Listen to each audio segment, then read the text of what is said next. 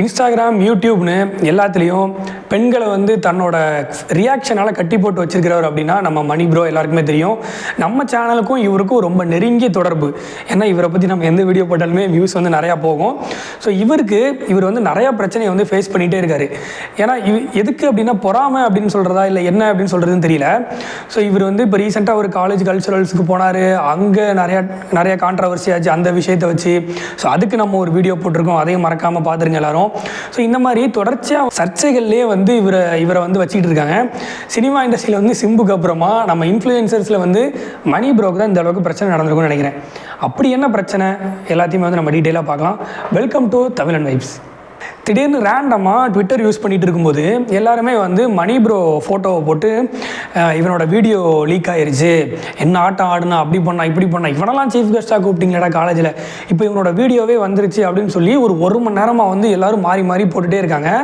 ஆனால் எந்த வீடியோ எதுவுமே வந்து ஷேர் பண்ணல. ஸோ நமக்கு இது என்ன, எதுக்கு இப்படி சொல்கிறாங்க, உண்மையாக பொய்யான்னு தெரியலையே, என்ன வீடியோ வந்தது.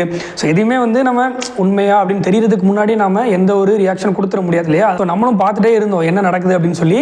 ஸோ சடனாக வந்து வீடியோவும் வந்து பப்ளிக்காக ஷேர் பண்ண ஆரம்பிச்சிட்டாங்க. நானும் அந்த வீடியோ வந்து பார்த்தேன். நீங்கள் நினைக்கிற மாதிரிலாம் இல்லை, அது வந்து ஒரு ஃபேக் வீடியோ.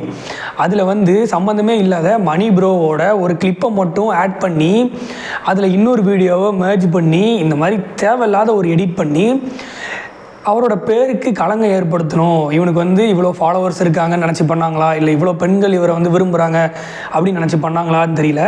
இப்படி ஒரு கேவலமான விஷயத்தை பண்ணி இவரை வந்து அசிங்கப்படுத்துகிற வேலை தான் வந்து ட்விட்டர், இன்ஸ்டாகிராம் எல்லாத்துலேயுமே வந்து நடந்துட்டு இருந்தது.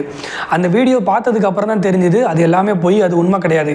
ட்விட்டரில் தான் எல்லாரும் வியூஸுக்காக பண்ணிகிட்டு இருக்காங்க, லைக்ஸ்க்காக பண்ணிகிட்டு இருக்காங்க அப்படின்னு பார்த்தோன்னா நம்ம நாம் தமிழர் கட்சியில் உள்ள சாட்டை துரைமுருகன் இவர் வந்து ஒரு சம்மந்தமே இல்லாமல் இதை பற்றி ஒரு வீடியோ போட்டிருந்தார்.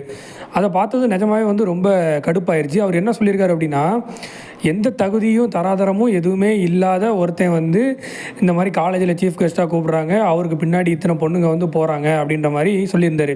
அதுவும் இல்லாமல் இவன் என்ன பண்ணுறான், யார் இவன் அப்படின்னு சொல்லி நம்ம விசாரித்தோம் அப்படின்னா, சினிமாவில் உள்ள பாட்டு இதுக்கெலாம் வந்து மிமிக் பண்ணுவார், லிப்சிங் பண்ணுவார், இதெல்லாம் ஒரு பழப்பா அப்படின்ற மாதிரி கேட்குறாரு. நான் என்ன கேட்குறேன், உங்கள் அண்ணன் சீமான் என்ன பண்ணிகிட்டு இருக்காரு சினிமாவில், அவரும் ஒரு கூத்தாடி தான். உங்களை மாதிரி வெளிநாட்டில் கஷ்டப்பட்டு வேர்வையை ரத்தமாக சிந்தி வேலை பார்க்குற தமிழர்கள்கிட்ட காசு பிடுங்கி திங்கிற உங்கள் அண்ணனையும் உன்னையும் விட கேவலமான தொழில் இது கிடையாது. இது வந்து இன்ஸ்டாகிராம் அப்படின்றது அவங்களுக்கு இருக்கிற திறமையை வந்து அவங்க வெளியே கொண்டு வர்றதுக்கான ஒரு நல்ல பிளாட்ஃபார்ம்.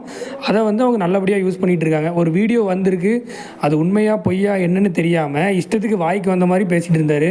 தலைவர் பிரபாகரன் அவர்கள் கூட ஒரே ஒரு ஃபோட்டோ எடுத்துகிட்டு உங்கள் அண்ணன் சீமானு ஆமக்கறி சாப்பிட்டேன், பூனைக்கறி சாப்பிட்டேன், போருக்கு போனேன், துப்பாக்கி எடுத்து சுட்டேன் அப்படின்னு சொல்லி புழுவிட்டு இருக்கிற தொழிலை விட இந்த இன்ஸ்டாகிராம் இன்ஃப்ளூயன்சர்ஸ்லாம் பண்ணுறது ரொம்ப நல்ல தொழில் தான். அடுத்தது இதே மாதிரி நியூஸ் சேனல்லையும் மறுபடியும் ட்ரால் பண்ண ஆரம்பிச்சிட்டாங்க. பேக்ரவுண்டு வாய்ஸு, பேக்ரவுண்டு மியூசிக் இதெல்லாம் போட்டு அதையும் நம்ம வந்து பார்த்துருந்தோம்.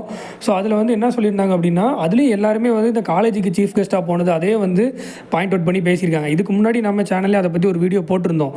ஒரு என்டர்டெயின்மெண்ட் ரிலேட்டடாக ஒருத்தரை கூப்பிடணும், சீஃப் கெஸ்ட்டாக கூப்பிடணும் அப்படின்னு சொல்லி தான் வந்து இவரை கூப்பிட்ருக்காங்க. நீங்கள் இப்போ ஒரு காலேஜில் நடிகரை சீஃப் கெஸ்ட்டாக கூப்பிட்றீங்க, அந்த நடிகர் என்ன பண்ணி கிழிச்சாரு. ஸோ அதே தான் வந்து இவங்களும் பண்ணுறாங்க.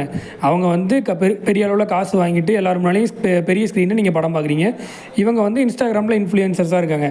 அப்போ நிறைய சம்பளம் வாங்கி நடிக்கிற நடிகர்கள் உங்களுக்கு பெருசு. யாரோ ஒருத்தர் கிராமத்துலேருந்து வந்து கஷ்டப்பட்டு அவருக்கு இருக்கிற திறமையை வச்சு மேலே வந்தால் உங்களுக்கு வந்து எப்படா இவன் மாட்டுவான், எப்படா வாய்ப்பு கிடைக்கும் அப்படின்னு சொல்லி அடிக்கலாம் அப்படின்னு சொல்லி பார்த்துட்டு இருக்காங்க. இது முழுக்க ஒரு தனிப்பட்ட ஒருத்தர் மேலே இருக்கிற வன்மம் அப்படின்றது தெரியுது. மட்டும் இல்லாமல் இதே நியூஸ் சேனல்லையே மணி ப்ரோவுக்கு கால் பண்ணி ஃபோன்லேயும் பேசுகிறாங்க. அதில் என்ன சொல்கிறாங்க அப்படின்னா, மணி ப்ரோ வந்து இதெல்லாம் வந்து நியூஸ் சேனலில் போடாதீங்க அப்படின்னு சொன்னார் அப்படின்ற மாதிரிலாம் சொல்கிறாங்க. இப்போ நான் என்ன கேட்குறேன், இந்த நியூஸ் ரீட் பண்ணவங்களுக்கும் அந்த செய்தியாளர் சிவபிரகாஷ் அவர்கிட்டையும் உங்கள் வீட்டில் யாராவது ஒருத்தரை இப்படி எடிட் பண்ணி மாஃபிங் பண்ணி போட்டால் அதையும் நீங்கள் வந்து நியூஸ் சேனல் இப்படி போட்டு பேக்ரவுண்டு வாய்ஸு ஃபன்னியாக இதெல்லாம் கொடுத்து இப்படி தான் நீங்கள் பேசிகிட்டு இருப்பீங்களா? அவருக்கு வந்து இந்த மாதிரி ஒரு சம்பவம் நடந்துச்சு, அவரே சொல்கிறாரு, இதெல்லாம் என்ன மாட்டி விடணும், என் மேலே இருக்கிற இதில் எடுக்கப்பட்ட ஒரு வீடியோ அப்படின்னு சொல்லி சொல்கிறாரு. வீட்டிலலாம் தெரிஞ்சால் இதை பற்றி தப்பாக தான் நினைப்பாங்க, ஊரில் போடாதீங்க அப்படின்னு சொன்னால் அதையும் வந்து ஒரு தப்பாக சித்தரித்து அப்போ நிஜமாக இவன் தான் அதை பண்ணியிருப்பான் அப்படின்ற மாதிரி ஒரு இமேஜ் கிரியேட் பண்ணுறாங்க. நாட்டில் எவ்வளோ பிரச்சனை இருக்குது, அதெல்லாம் எதுவுமே போடாமல் ஆளுங்கட்சிக்கிட்ட காசு வாங்கிட்டு மூடிட்டு இருக்கானுங்க. இதை ஒரு பிரச்சனைன்னு இதை எடுத்து வீடியோவாக போட்டு நேரத்தை வேஸ்ட் பண்ணிகிட்டு இருக்கானுங்க. இப்போ அந்த வீடியோ பார்க்காத யாரோ ஒருத்தர் வந்து இந்த ட்வீட்ஸு இவர் ஃபோட்டோ போட்டு போகிறதெல்லாம் பார்த்துருந்தாங்கன்னா என்ன நினச்சிருப்பாங்க, இவர் தானே தப்பாக நினச்சிருப்பாங்க. என்ன இந்த பையன் வந்து நல்லாவும் நினச்சோம், இவன் இப்படி இருக்கா அப்படின்னு சொல்லி கண்டிப்பாக அப்படி தான் வந்து நினச்சிருப்பாங்க. ஆக்சுவலாக ட்விட்டரில் வந்து ஒரு கலாச்சாரம் இருக்குது. என்ன அப்படின்னா, இந்த மாதிரி ட்ரெண்டிங்காக இருக்கிற யாரையாவது இல்லை கான்ட்ரவர்ஷியலான யாரையாவது ஒருத்தரை வந்து வீடியோ இருக்குது புள்ளி வைங்க, கமெண்ட்டில் வந்து புள்ளி வைங்க.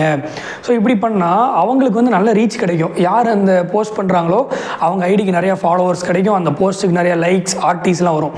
ஸோ இதுக்காக தான் எல்லாருமே வந்து பண்ணிகிட்டு இருக்காங்க இந்த வேலையை. அந்த வீடியோவை பார்க்குற எல்லாருக்குமே தெரியும் அது வந்து ஒரு ஃபேக் வீடியோ. ஏன்னா அதில் அந்த ஸ்டார்டிங் சீனில் மட்டும்தான் இது மணி ப்ரோ அப்படின்னு சொல்லி காட்டணும் அப்படின்னு சொல்லி அந்த ஒரு கிளிப்பு இவரோட ஒரு வீடியோவை மட்டும் எடுத்து அதில் வச்சுருப்பாங்க. வேறு எதுவுமே வந்து அதில் ஒரிஜினல் கிளிப்பே கிடையாது. இந்த மாதிரி ஒரு கேவலமான வேலையை தான் நம்ம பசங்க வந்து பண்ணிகிட்டு இருந்தாங்க. ஸோ இதுக்கு வந்து சரி நான் என்ன நினச்சேன்னா, மணி ப்ரோ வந்து ரியாக்ட் பண்ண மாட்டார் அப்படின்னு மாதிரி நினச்சிருந்தேன். ஸோ உடனே அவரோட இன்ஸ்டாகிராம் பேஜில் போய் பார்க்கும்போது அவர் வந்து அதுக்கு டீட்டெயில்டாக எக்ஸ்பிளைன் கொடுத்து ஒரு ஸ்டோரி வந்து போட்டிருந்தார். அதுக்கப்புறம் நம்மளும் வந்து அவருக்கு அந்த ஸ்டோரிக்கு வந்து ரிப்ளை பண்ணோம். ஸோ ஸ்டே ஸ்ட்ராங் அப்படின்ற மாதிரி ரிப்ளை பண்ணோம். ஸோ இந்த வீடியோ மூலமாக நம்ம சொல்ல விரும்புகிறது வந்து ஒன்று தான். ஸோ இந்த யூடியூப், இன்ஸ்டாகிராம்ன்றது ஒரு நல்ல பிளாட்ஃபார்ம். யாராவது ஒருத்தர் அவங்களோட திறமையை வந்து அது மூலமாக வெளிக்காட்டி அவங்களுக்கு வந்து நிறைய வாய்ப்புகள் அது மூலமாக வந்து கிடைக்குது. ஸோ நம்ம என்ன பண்ணுறோம் அப்படின்னா, அந்த வாய்ப்புகளை வந்து நம்ம ஏற்படுத்தி கொடுக்க மாட்டோம், அவங்களோட முயற்சினால அவங்களுக்கே கிடைக்கும். நம்ம வாய்ப்பு ஏற்படுத்தி கொடுக்கலனாலும் பரவாயில்ல, மூடிட்டு கம்முன்னு இருந்தாலே போதும் அப்படின்னு சொல்லி நினைக்கிறேன். இப்போ நிஜமாகவே வந்து அவரோட ஒரு வீடியோ லீக் ஆகிருந்தது அப்படின்னாலும் அது எதுக்கு வந்து சோஷியல் மீடியாவில் ஷேர் பண்ணணும்?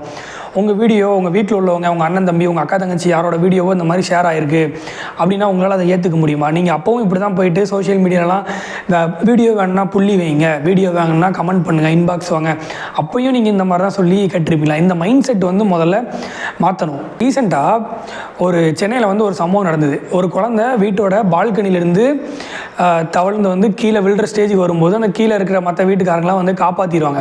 ஸோ நம்ம நெட்டிசன்களாம் என்ன பண்ணிட்டாங்க, அந்த குழந்தையோட அம்மாவை வந்து பயங்கரமாக ட்ராவல் பண்ண ஆரம்பிச்சிட்டாங்க. ஒரு கட்டத்தில் டிப்ரெஷன் ஆகி அந்த குழந்தையோட அம்மா இறந்தே போயிடுச்சு. ஸோ நம்ம சோஷியல் மீடியாவில் பண்ணுற விஷயங்கள் வந்து கேர்ஃபுல்லாக பண்ணணும். நம்ம வீட்டில் ஒருத்தருக்கு இந்த சம்பவம் இப்படி நடந்தது, மணி ப்ரோ மாதிரி நம்ம வீட்டில் ஒருத்தர் இருக்கார், அவருக்கு இப்படி நடந்தது அப்படின்னா நம்ம என்ன மாதிரி ரியாக்ஷன் கொடுப்போம் அப்படின்றத நினச்சி பார்த்துட்டு அடுத்த கட்ட நடவடிக்கையில் நம்ம இறங்கணும் அப்படின்னா நல்லாயிருக்கும் அப்படின்னு நினைக்கிறேன். நான் சொல்ல நினச்சது என்ன அப்படின்னா, அந்த வீடியோ ஃபேக், அவ்வளோதான். இதை பற்றி உங்களுக்கு எதுவும் கருத்துக்கள் இருந்ததுன்னா மறக்காமல் கமெண்ட் செக்ஷனில் சொல்லுங்கள். அடுத்த ஒரு இன்ட்ரெஸ்டிங்கான வீடியோவில் உங்களை மீட் பண்ணுறேன்.